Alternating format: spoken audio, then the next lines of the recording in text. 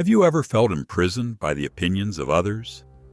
Do the echoes of criticism sometimes replay endlessly in your mind, long after the moment has passed? Why does a simple word of rejection cut so deeply, even when it comes from people who barely know the real you? Is your relentless pursuit of approval pulling you further and further away from the core of who you truly are? How often have you silenced your own desires, betrayed your own dreams, just to meet the imagined standards of others? Can true freedom ever be found if our emotional state depends so heavily on outside validation? What if detachment is not indifference, but rather the most profound act of self-love? What if the secret to unshakable strength is not found in becoming harder, colder, or meaner, but in simply caring less? What if, by letting go of the need to be accepted, you find a life where nothing and no one has the power to truly hurt you? Welcome to Psyche Wired. Today, we dive deep into the transformative wisdom of Carl Jung, exploring how to stop giving a damn about the fleeting opinions of others, how to break free from emotional enslavement, and how to reclaim your invulnerability. From the moment we enter this world, we are shaped, sculpted by parents, teachers, friends, and strangers, each pressing their imprint onto our forming identity. Approval becomes a currency. Love becomes conditional. A child learns early. Good grades earn smiles. Conformity earns praise. Rebellion earns punishment. And so, we learn to edit ourselves, to present only the pieces that seem acceptable to the outside world. Carl Jung warned us of this danger. He taught that the road to individuation, becoming the true, whole self, requires peeling away these false layers. It demands brutal honesty with ourselves. Who are you when no one is watching? Who would you be if the world's applause or judgment fell silent? Seeking validation is a survival instinct, but living for it is a slow, quiet death of the soul. Step 1. Shift from seeking approval to seeking alignment. Each day ask yourself, am I living according to my truth or someone else's expectation? True growth begins when we stop outsourcing our worth and start honoring our authentic essence. We often believe, mistakenly, that pleasing others will grant us security, belonging, and control over our lives. We think, if I just say the right thing, act the right way, be what they expect, I'll be safe. But this is an illusion. The harder we chase acceptance, the more power we surrender. Our moods become weathered by the shifting opinions of others. One compliment lifts us. One criticism crushes us. Jung understood that true empowerment must come from within, from a self rooted so deeply that no external storm could tear it loose. Pleasing everyone is not noble. It's manipulative self-betrayal. It is choosing to be a puppet, pulled by invisible strings, dancing to tunes we don't even like. Step 2.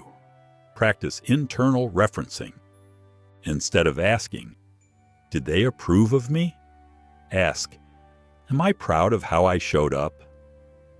Freedom begins the day you realize, not everyone will like you. Not everyone should. And that reality does not diminish your worth by a single grain. Betrayal is among the deepest human wounds. When those we trusted, those to whom we gave pieces of our soul, turn away, it feels like an amputation. But Jung taught that pain is not punishment. It is information. Betrayal shows us the gaps in our boundaries, the places we abandoned ourselves in the name of love or loyalty. Healing does not come from bitterness, nor from building higher emotional walls. Healing comes from witnessing the wound, fully, bravely, and choosing to rebuild differently. Step 3. Use betrayal as a compass. After betrayal, don't just ask, why did they hurt me?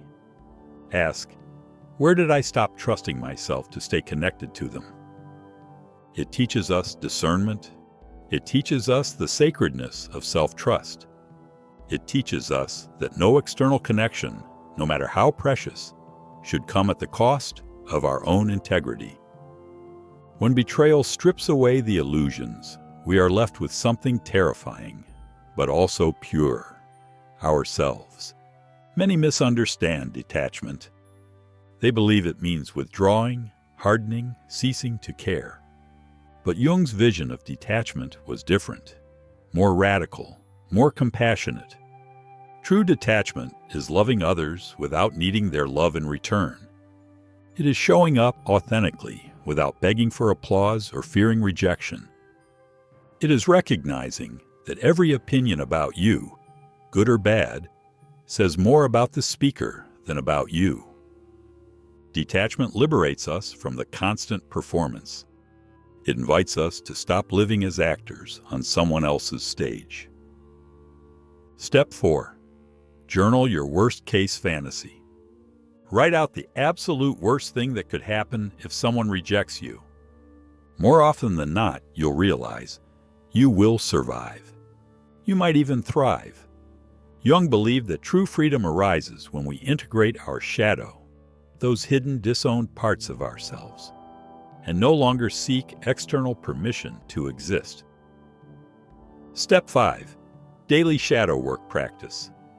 Every night, ask yourself, what triggered me today, and what unhealed part of me did it expose? The more whole you become, the less approval you need. The more you accept your own darkness and light, the less betrayal can wound you. Freedom is not needing anyone else to tell you who you are. The path to self-realization is steep, lonely, and littered with discarded masks. It demands that we look without flinching at the truths we've buried under layers of shame, fear, and societal conditioning. But every courageous step inward reveals a treasure, a part of you untouched by the world, a center so stable, so vast, that the storms of life seem distant echoes. Jung reminds us, you are not your reputation. You are not your failures. You are not the love or the hatred you receive.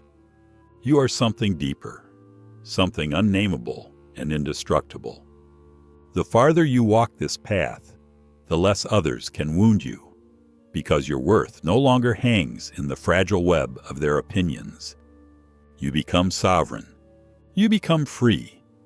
So perhaps the greatest armor is not built through hardness, but through surrender. What if peace is found not in controlling how others see you, but in letting go of the need to be seen at all?